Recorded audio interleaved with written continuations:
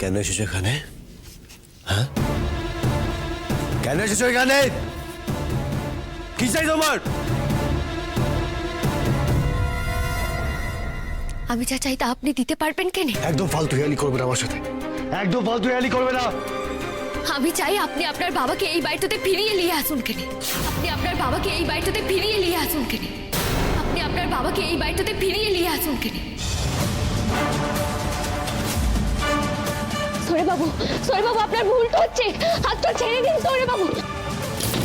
সৌরে বাবু দরজাটা খুললেন কেন? আপনি ভুলটা করছেন সৌরে বাবু। আপনি আমাকে মারেন, ধরেন, যা খুশি করেন, তাও আমি বারবার বলবো সৌরে বাবু, আজ আপনি আপনার বাবাকে চলে যেতে বলে একদম ঠিক কাজটা করেন নাই। এত বছর পর আপনার বাবা শুধুমাত্র আপনার জন্য একান্ত দিয়েছে, আর আপনি ওনার কথাটা না শুনে শুধুমাত্র জেদের বসে ওনাকে তাড়িয়ে তো দিলেন। সৌরে বাবু রাগ মানুষকে অন্ধট করে দেয়। উনি আপনার জন্মদাতা, আজ আপনি ওনার সঙ্গে যে ব্যবহারটা করেছেন সেটা আপনাকে শোভা পাইলে সৌরে বাবু আপনি শুনতে তো পাচ্ছেন। মানুষটাকে একবার বাড়িতে ফিরিয়ে নিয়ে আসেন কেন সৌরে বাবু?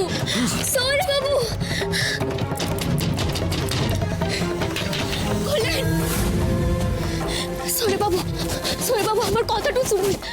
আমি আপনার পায়ে পরিবর্তে সৌরে বাবু, আপনার বাবার সঙ্গে এরকম ব্যবহারটা আপনি করবেন না, এই দোয়াই আপনার। মানি না, ওনাকে আমি বাবা বলে মানি না, আর মানতে চাইও না।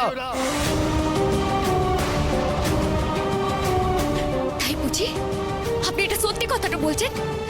তাহলে আপনি বলুন না কেন সৌরে বাবু, আপনি যদি ওই মানুষটাকে নিজের বাবা বলে না মানতেন, তাহলে সেদিন কেন নেশার করে আমাকে বলেছিলেন যে আমি যদি আপনার বাবাকে আপনার সামনে দাঁড় করাতে পারি তাহলে আমি যা চাইবো আপনি তাই দেবেন?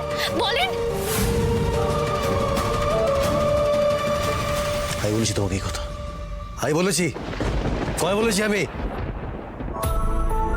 আমি আপনাকে কথাটা দিচ্ছি সৌরে বাবু, কোনোদিনও যদি আপনার বাবার সন্ধানটা আমি পাই, আমি ওনাকে আপনার সম্মুখে এনে দাঁড় করাবো।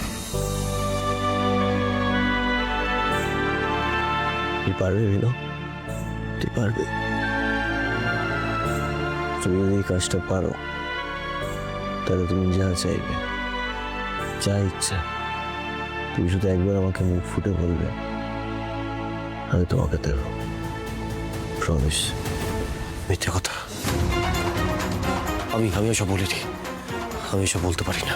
না সৌরে বাবু, আমি কোনো মিথ্যে কথাটা বলছি নাই, আর আমি কখনো মিথ্যে কথাটা বলি না, সেটা আপনি ভালো করে জানেন। আমি তোমার না, আমি এরকম কিছু বলিনি। আর যদি এরকম কিছু বলেও থাকি তাহলে আমি নেশার করে বলেছি, প্রলাপ বকেছি। না সৌরে বাবু, আপনি প্রলাপ বকেন নাই, আপনি ভাবুন না কেন সৌরে বাবু, এইটা আপনার মনের সত্যি কথাটা আজ আপনি অস্বীকার করছেন। কেন নিজের মনটাকে এভাবে টক টাড়াচ্ছেন সৌরে বাবু? সৌরে বাবু, আমি আপনার কাছে হাত জোড় করছি, যে মানুষটা এতদিন ধরে আপনি এত সন্ধান করেছেন, যে মানুষটাকে নিয়ে আপনার মনে এত ব্যস্ত বটে, আজ সেই মানুষটাকে চোখের সামনে পেয়েও তাকে তাড়িয়ে তো দিয়ে আপনি ঠিক কাজটা করেন নাই। অনেক করেছেন আপনি, আর ভালো করতে হবে আপনাকে। আপনি এবার আসতে পারেন। এসব কথা ছাড়ুন কেন? আপনি একবার ভাবুন বটে, যে মানুষটা এরকম ছেলে হত্যপ্রাণ ছিল, সেই মানুষটা হঠাৎ করে কেন এরকম সংসারে মায়াটা ত্যাগ করে চলে যাবে? যে কারণে চলে কি থাকুক না কেন, আমি জানতে চাই না আমার মাকে যে অসম্মান করবে তার জন্য আমার জীবনে কোনো দাম নেই। হ্যাঁ, আপনি ঠিক কথাটা বলছেন, আমি আপনার কথাটা মানছি বটে, সে কোনো সন্তানই তার মায়ের অসম্মানটা সহ্য করতে পারে না। কিন্তু সৌরে বাবু, আপনার বাবা হঠাৎ করে কেন এরকম কাজটা করলেন তার জবাবদিহিটা আপনি চাইবেন নাই? আজ কিন্তু আপনি আপনার বাবাকে এই বাড়িটা থেকে চলে যেতে বলে এই জবাবদিহিটা চাওয়ার সুযোগটা হারাচ্ছেন।